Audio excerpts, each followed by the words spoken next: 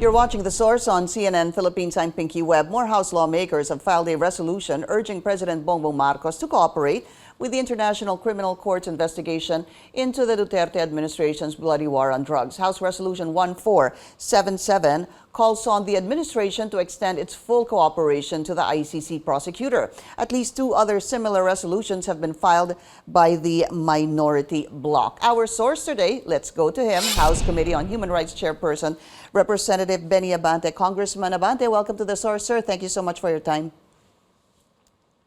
Good morning, Pinky. Opo. Let me start with this, Congressman, so we have a better idea on your stand. What was your stand regarding the ICC's investigation into the war on drugs of the Duterte administration then? During the time of the former president, I have fully supported his stand on that, that the ICC should not come to the Philippines. But the thing is this, it has been going on for what? For the past 6 or 7 years, and I begin to realize it will never stop. See, as long as there will always be accusation among some of our people here to the ICC. So therefore, to put a period to this, why don't we just allow the ICC to come in and investigate? Anyway, it would be the Philippine government, through the Department of Justice, that would give parameters as far as the investigation is concerned. But why, you said that it's taken 6 to 7 years, so you're saying that it's the time that actually made you change your mind? Well, you see, I think it is high time for us to be, sa akin lang Pinky, to really put a stop to these accusations. Because we say, I believe that our criminal justice system here in the Philippines is working and it is credible. Okay, although the ICC is accusing us that there is a delay. Now, my argument is, ano ba ang bansa na hindi delayed ang kanilang criminal justice system? All of the nations are. So, to be able to stop this wild accusation against our criminal justice system, let them come over here to be able to find out that our criminal justice system is working good. Anyway, meron naman tayong deklarasyon sa ating state policies, Declaration of Principles and State Policies under the Constitution. Ito, I would like to quote, the Philippines adopts the generally accepted principles of international law as what? As part of the law of the land, and adheres to the policy of peace, equality, justice, freedom, cooperation, and amity with all nations. Then let's prove that. And I believe that when the ICC comes over here, then they're going to really realize, meron pala, maganda pa dito. We are upholding the rule of law. The criminal justice is working good. Okay? We are even protecting human rights. Hindi ho kaya sumama ang loob sa inyo ni former President Rodrigo Duterte, somebody who has always believed that the ICC should not come here, and then all of a sudden, 6-7 years later, files a resolution and says, urging the Marcos administration to cooperate with the ICC, sir? Alam mo naman, hindi naman to personalan, I believe that even the former president is level-headed, being a lawyer. And sometimes he is very passionate and emotional in his statement. But I believe he still believes in the rule of law. And I believe that ako rin, I would like to put a stop on this. Now, of course, I just would like our people to know that the Philippines, through the Senate, ratified the Rome Statute on August 30, 2011. It was then Senator Miriam Santiago who did that, di ba? Ngayon, the president, the former president, has actually withdrew our membership to the ICC. The question is, can he just withdraw alone? Or it must also be agreed upon by the Senate and by the House. You see, therefore, if there is no agreement between the Senate and the House with the withdrawal of the former president, then the withdrawal doesn't have any effect at all. You see?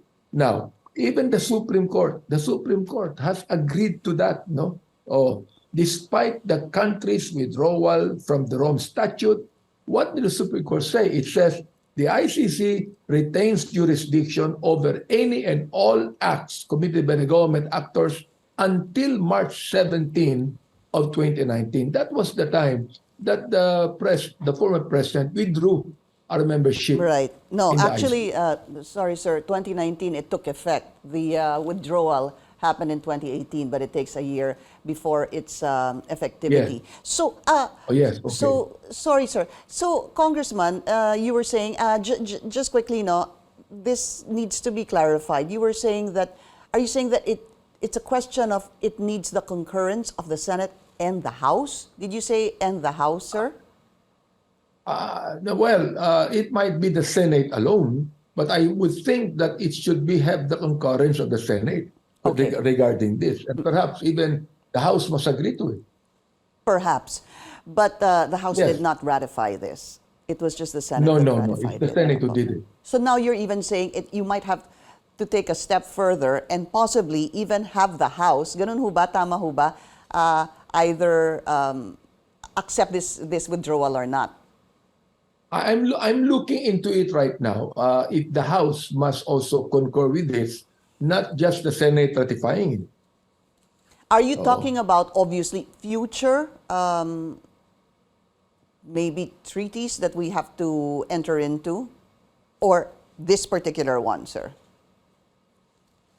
That this particular one, the ICC investigation. I see. All right. So dyan po kayo nakasentro. Baka sakaling kailangan din ng concurrence ng House dito po sa pag-withdraw ni Pangulong Rodrigo Duterte sa pagsapi dito sa ICC. All right. So that's clear, sir. So, but this is the first time that a majority member, please correct me if I'm wrong, sir, that a majority member filed a resolution calling for the government to cooperate. Is this correct, sir? Yes, yes. It's the first time that the majority member did it.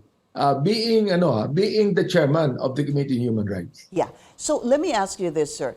Last month, it was the Makabayan Bloc also that filed a similar resolution. This is 1393, basically also calling on the Marcos administration to cooperate with the ICC.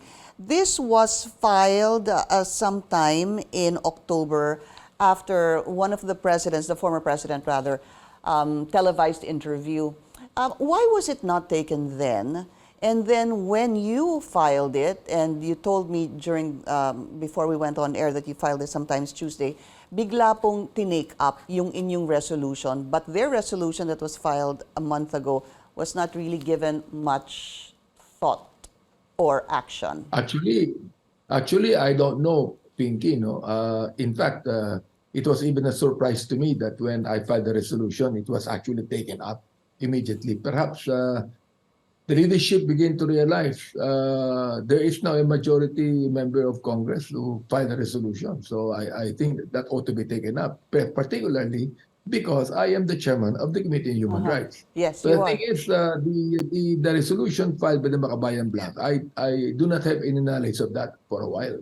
I see. So this was filed sometime in October. But when you said that maybe the leadership thought it was necessary to look into this, when you talk about leadership, who is this, sir?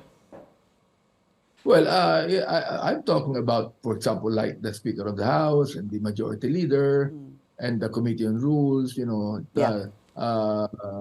looking at the resolution. And not only that, but I'd like our people to know also through your program that there is no personalities involved in my resolution.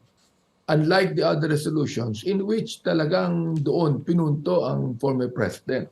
Dito po sa resolution ko, it is actually upholding the rule of law. No?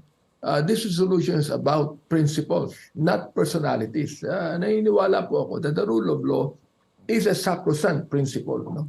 So therefore, ito yung aking binabatayan dito, Pinky. All right. Congressman, I just need to take a very short break. We'll be right back.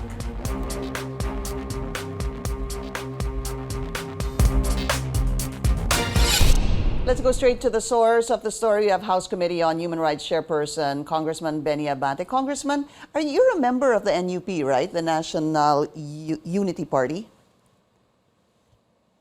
Yeah, I'm a member of the NUP, yes. And Congressman Paulo Duterte is also a member of NUP, sir? Yes, I think so. I think he's an honorary member. I don't know if he's really a member of the NUP. Does it become a little odd, sir, that you are asking the Marcos administration to look into this, and then kapartido niyo po yung anak ni former President Duterte, sir? Well, I don't know about Congressman Paolo's feeling about this, but I just would like to assure him that this is not against his own father when it comes to the resolution. Okay. But do you have the support of the NUP, and how many members are there that belong to the NUP? You know, Pinky, I really do not know if I have the support of all of the NUP members, because I believe that they are also independent as far as the decision is concerned on this. It's not actually a party decision. No, this is Personal.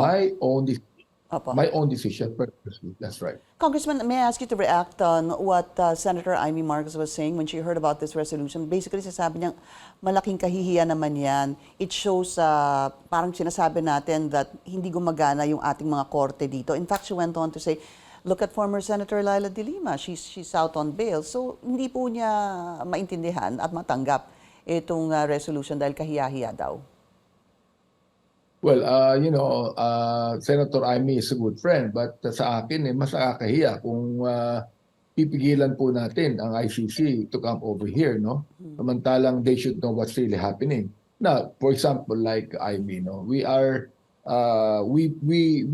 follow the UNCLOS as far as the problem of the West Philippine Sea is concerned. At naniniwala tayo sa arbitral ruling, no, ng UN concerning this, and we are actually asking the China to abide with arbitral ruling. But then we are against the ICC coming over here. That would be perhaps more hypocritical. Am I right? House Committee on Human Rights Chairperson Benny Abante. Sir, thank you so much for your time. Thank you. Thank you, Pinky. And thank you for joining us here on The Source. I'm Pinky Webb. You're watching CNN Philippines.